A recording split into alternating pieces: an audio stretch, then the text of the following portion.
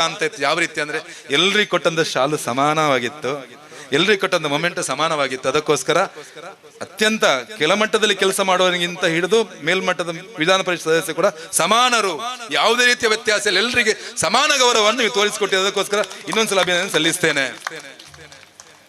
ನಾನು ಇತ್ತೀಚೆಗೆ 2 ತಿಂಗಳ ಹಿಂದೆ ಚುನಾಯಿತ ಪ್ರತಿನಿಧಿ ಆಗಿದ್ದೇನೆ. ಎಲ್ಲ ಚುನಾಯಿತ ಪ್ರತಿನಿಧಿಗಳ ಪ್ರತಿನಿಧಿ ಆಗಿದ್ದೇನೆ. ಸುಮಾರು 6040 ಓಟಲ್ಲಿ ಅತ್ಯಂತ ಪ್ರಚಂಡ ಬಹುಮತ ನೀವು ಗೆಲ್ಲಿಸಿದ್ದೀರಿ. ನಾನು ಎಂತ ಯೋಚನೆ ಮಾಡ್ಬೇಕಂದ್ರೆ, ನಾನು ಯಾವುದೇ ಒಂದು ಪಕ್ಷಕ್ಕೆ ಸೀಮಿತವಾಗದೆ ಜನರ ಸೇವೆಯನ್ನು ಯಾಕೆ ಮಾಡ್ಬೇಕಂದ್ರೆ, ಎಲ್ಲ ಸಮಾಜದನ್ನ ಒಟ್ಟು ಸೇರಿಸ್ಕೊಂಡು ಮಾಡ್ಬೇಕು. ಯಾಕಂದ್ರೆ ನಂಗೆ ಓಟ್ ಕೊಡ್ಬೇಕಾದ್ರೆ ಪಕ್ಷ ಭೇದವನ್ನು ಮರೆತು ಓಟ್ ಕೊಟ್ಟಿದ್ದಾರೆ. ಏನ್ ನಮ್ಮ ಲೆಕ್ಕಾಚಾರ ಉಂಟು ಅದನ್ನ ಅಡಿಮೇಲು ಮಾಡಿ ಸುಮಾರು 500 ಓಟ್ ನಂಗೆ ಜಾಸ್ತಿ ಸಿಕ್ಕಿದೆ. ಆ ಕಾರಣಕ್ಕೋಸ್ಕರ ನನ್ನ ಜೀವನದಲ್ಲಿ ರಾಜಕೀಯವನ್ನ ನನ್ನ ಪಕ್ಷ ನಂಗೆ ಅವಕಾಶವನ್ನು ಕೊಟ್ಟಿದೆ. ಅಲ್ಲಿ ಮಾತ್ರ ಪಕ್ಷದ ವೇದಿಕೆಯಲ್ಲಿ ಮಾತ್ರ ರಾಜಕೀಯ ಮಾಡ್ತೇನೆ. ಹೊರಗಡೆ ಬಂದಾಗ ನಾನು ನಿಮ್ಮ ಜನಪ್ರತಿನಿಧಿ ಕೆಲಸ ಮಾಡ್ತೇನೆ. ಪ್ರಾಮಾಣಿಕವಾಗಿ ಈ ವೇದಿಕೆ ಮುಖಾಂತರ ಹೇಳಲಿಕ್ಕೆ ಬಯಸ್ತೇನೆ. ನಮಗೆ ಒಂದು ಜೀವನ ಕೊಟ್ಟು ಮನುಷ್ಯ ಜೀವನವನ್ನು ಕೊಟ್ಟಿದ್ದಾರೆ ದೇವರು. ಪಶು ಪಕ್ಷಿಗಿಂತ ಮಿಗಿಲಾದ ಜೀವನವನ್ನು ಕೊಟ್ಟಿದ್ದಾರೆ.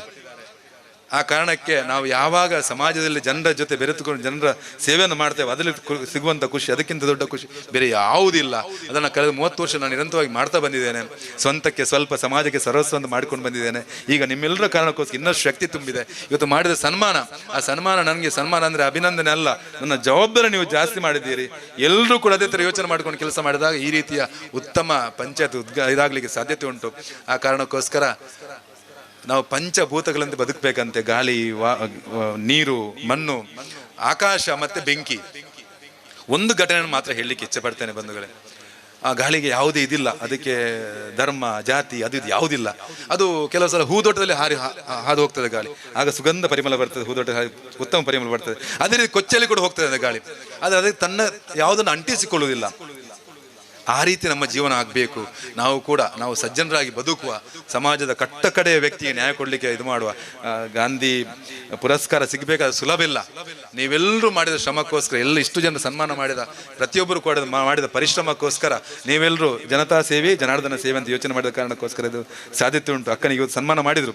ಅವರು ತಾಲೂಕ್ ಪಂಚಾಯತ್ ಅಧ್ಯಕ್ಷರಾಗಿ, ಜಿಲ್ಲಾ ಪಂಚಾಯತ್ ಅಧ್ಯಕ್ಷರಾಗಿ, ಗೇರು ನಿಗಮದ ಅಧ್ಯಕ್ಷರಾಗಿದ್ದಾರೆ.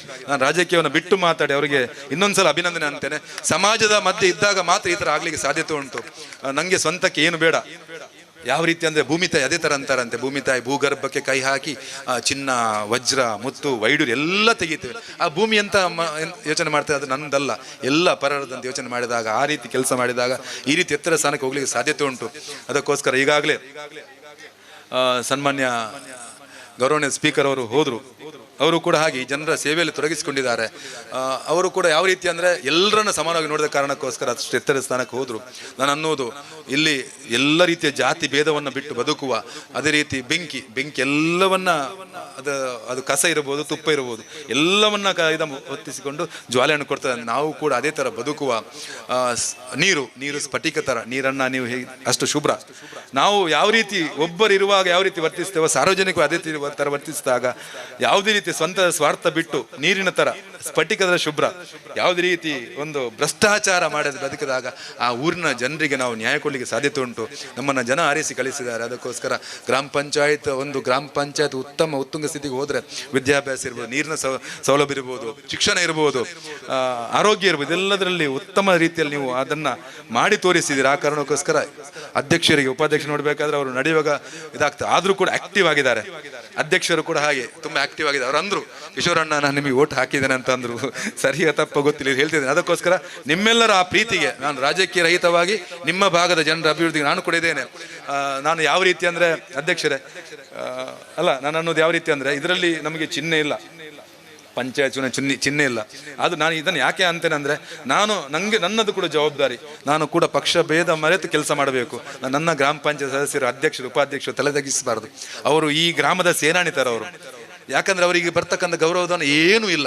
2,000, 4,000 ಮತ್ತೆ 3 ಮತ್ತೆ 6 ಅದು ಏನು ಸಾಲದು. ಪಂಚಾಯತ್ ಸದಸ್ಯರಿಗೆ ನಾನು ಅನ್ನೋದು 1 ಕಿಲೋಮೀಟರ್ 40 ಪೈಸೆ 1 ಕಿಲೋಮೀಟರ್ಗೆ ಇರುವಂಥದ್ದು. ಅದನ್ನು ಬದಲಾವಣೆ ಮಾಡಲಿಕ್ಕೆ ನಾನು ಮೊನ್ನೆ ಮನವಿ ಕೊಟ್ಟಿದ್ದೇನೆ. ಅಟ್ಲೀಸ್ಟ್ ಈ ಗ್ರಾಮದ ಒಂದು ಭಾಗದಿಂದ ತಾಲೂಕು ಒಂದು ಇದಕ್ಕೆ ಹಾಸ್ಪಿಟಲ್ಗೆ, ಜಿಲ್ಲಾ ಕರ್ಕೊಂಡು ಬೇಕು, ಅವರೇ ಕರ್ಕೊಂಡು ಕೆಲಸ ಮಾಡ್ತಾರೆ. ಅದಕ್ಕೆ ಅದನ್ನು ಮಿನಿಮಮ್ 15 ರೂಪಾಯಿ ಮಾಡಬೇಕಂತ ನಾನು ಮನವಿ ಮಾಡಿದ್ದೇನೆ. ನಿಮ್ಮ ಗೌರವಧನ ಕೂಡ ಅಷ್ಟೇ ಅಲ್ಲ, ನಿಮಗೆ ಫೋನ್ ಬತ್ತೆ, ಟ್ರಾವೆಲ್ ಅಲವೆನ್ಸ್ ಎಲ್ಲವನ್ನು ಕೊಡಬೇಕಂತ ಮನವಿ ಕೊಟ್ಟಿದ್ದೇನೆ. ಆ ಕಾರಣಕ್ಕೆ ನನ್ನ ಪಂಚಾಯತ್ ಸದಸ್ಯ ಎಲ್ಲೂ ಕೂಡ ತಲೆ ತಗ್ಗಿಸಬಾರ್ದು. ನಾವಿಲ್ಲಿ ಒಟ್ಟಿಗೆ ಒಗ್ಗಟ್ಟಾಗಿ ಪಕ್ಷಭೇದ ಮರೆತು ಕೆಲಸ ಮಾಡ್ತೇವೆ. ಈ ಜನರ ಸೇವೆಯೇ ಜನಾರ್ದನ ಸೇವೆ ಅಂತ ಮಾಡ್ತಾ ಹೋಗ್ತೇವೆ. ತುಂಬಾ ಪ್ರೀತಿಯಿಂದ ಕರೆದಿದ್ದೀರಿ, ಅದಕ್ಕೋಸ್ಕರ ನಿಮ್ಗೆಲ್ಲರಿಗೂ ನಾನು ಚಿರಋಣಿ. ಪ್ರತಿ ಸಂದರ್ಭದಲ್ಲಿ ನನಗೆ ಫೋನ್ ಮಾಡಿ ಎಚ್ಚರಿಸಿ ನನ್ನನ್ನು ಈ ಕೆಲಸ ಆಗ್ಬೇಕು ಈಶ್ವರಣ್ಣ ಅಂತ ಖಂಡಿತ ಮಾಡ್ತೇನೆ. ನಿಮ್ಮೆಲ್ಲರ ಜನರ ಗಟ್ಟಿ ಧ್ವನಿಯಾಗಿ ಕೆಲಸ ಮಾಡ್ತೇನೆ. ಆ ಮೂಲಕ ಭಗವಂತ ನಮ್ಗೆಲ್ಲರಿಗೂ ಒಟ್ಟಿಗೆ ಒಗ್ಗಟ್ಟಾಗಿ ಬದುಕುವ, ಸಾಮರಸ್ಯದಿಂದ ಬದುಕುವಂತ ಶಕ್ತಿಯನ್ನು ಕೊಡ್ಲಿ ಅಂತ ಪ್ರಾರ್ಥಿಸಲು ಮಾತನ್ನು ಮುಗಿತೇನೆ. ಮಾತಾಗಿ ಜೈ.